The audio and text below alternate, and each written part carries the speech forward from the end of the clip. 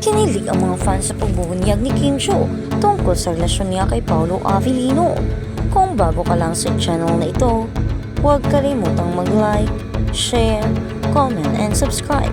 Ang online world ay napuno ng pananabik at mainit na reaksyon matapos ang actress na si Kim Chiu kamakailan ay gumawa ng banayad ngunit makabuluhang mga pahayag tungkol sa kanyang relasyon sa kapwa-aktor na si Paolo Avellino.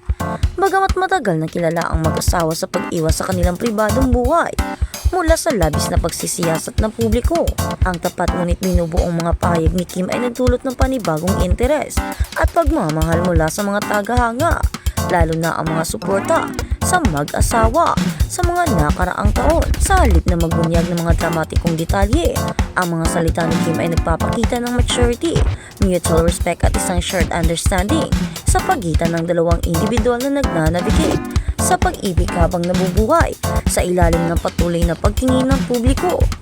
Isang relasyon na binuo sa pagkapribado at paggalang sa isa't isa. Madalas na pinupuri sina Kim Chiu at Paolo Avellino sa paraan ng pagmamahalan nila sa kanilang relasyon. Kalmado, magalang at grounded, hindi tulad ng maraming celebrity couple na madalas na nagbabahagi ng intimate moments sa social media.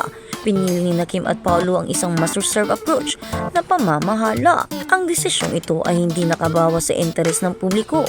Sa kabaligtaran, pinalakas nito ang paghanga ng mag-asawa kung saan maraming tagahanga ang nagpapahayag ng pagpapahalaga sa kung paano nila pinoprotektahan ang kung ano ang mayroon sila habang nananatiling totoo. Sa isang kamakailang pag-uusap na kumalat ng malawakan online, sinagot ni Kim ang isang magaan na tanong tungkol sa kung sila ba ni Paolo ay regular na naglalaan ng oras para sa isa't isa. Ang kanyang sagot, bagamat simple, ay tumama ng malalim sa mga tagahanga na binigyang kahulugan ito bilang kumpirmasyon na ang relasyon ay nagugat sa pagkakapare-pareho at tunay na pagsisikap. We date. Isang simpleng pahayag na napakahalaga ng casual na aminin ni Kim na nagde-date sila ni Paolo. Agad-agad at taus-puso ang reaksyon ng mga fans. Ang mga social media platform ay binaha ng mga mensahe ng kagalakan, suporta at kaguluhan. Para sa mga maraming taga-suporta, sapat na ang maliit na pag-amin na ito upang kumpirmahin kung ano ang matagal na nilang pinaniniwalaan na ang relasyon ni Kim at Paolo ay hindi batay sa pampublikong pagpapakita, kundi sa mga makabuluhang sinadyang sandali na ibinahagi ng malayo sa spotlight. Napansin din ng mga tagahanga na ang tugon ni Kim ay hindi exaggerated o umiiwas. Sa halip, ito ay sumasalamin sa kumpiyansa at ginhawa na nagmumukay ng isang relasyon na hindi nangangailangan ng patuloy na pagpapatunay mula sa iba. Tuwang-tuwa at pag-asa ang reaksyon ng mga tagahanga. Ang mga taga-suporta ng mag-asawa na madalas na tinatawag ng mga tagahanga ng Kim po ay nagpahayag ng labis na kaligayahan. Kasunod ng mga pahayag ni Kim, marami ang nagbabahagi ng mga mensahe ng pampatibay loob, panalangin at pagbati, umaasa sa patuloy na kaligayahan ng mag-asawa. Nagsalita pa ang ilang tagahanga tungkol sa kung gaano ka-inspire na makita ang isang relasyon na pinangangasiwaan ng may ganoong pangangalaga at pagpapasya sa isang industriya kung saan ang mga personal na buhay ay kadalasang ginagamit bilang mga tool na pang-promosyon. Itinampok ng mga komento sa online kung paano nakaka-refresh ang diskarte ni Kim at Paolo. Patuloy na maaaring maging pribado at matatag ang pag-ibig kahit na sa mundo ng show business, paggalang sa timing at personal na pagpipilian. Habang patuloy na lumalago ang pananabik, parehong nananatiling malinaw sina Kim at Paolo tungkol sa isang bagay. Pinahahalagahan nila ang tiempo at personal na kahandaan. Nauunawaan ng mga tagahanga na ang sumunod sa kanilang mga karera na ang dalawang aktor ay nasa yugto ng buhay, kung saan ang mga prioridad ay kinabibilangan ng personal na paglaki, pamilya at pangmatagalang katatagan.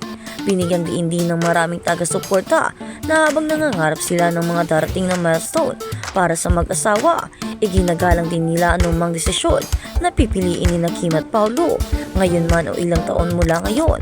Ang magalang na dinamik ito sa pagitan ng mga artista at ng kanilang mga manunood ay nakatulong sa pagpapaunlad ng isang matulungin na kapaligiran sa halip na sa dulot ng panggigipit o hindi makatotohanan ng mga inaasahan. Ang matagal na impluwensya ni Kim Chiu sa media, higit pa sa kanyang personal na buhay, patuloy na pinatutunayan ni Kim Chiu ang kanyang malakas na impluwensya sa entertainment industry.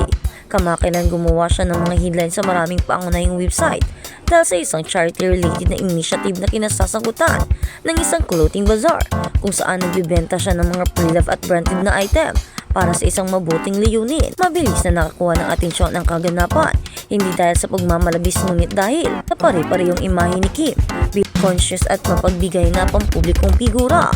Pinuri siya ng mga tagahanga sa paggamit ng kanyang plataforma para magbigay muli na lalong nagpatibay sa kanyang ugnayan sa publiko. Napansin ng mga tagawisid sa industriya na sa tuwing kasali si Kim Chiu sa isang kaganapan o proyekto natural na sumusunod ang interes ng publiko. Isang tagapahiwatig ng kanyang pangmatagalang kaugnayan at kredibilidad. Paolo Avellino matatag at suporta.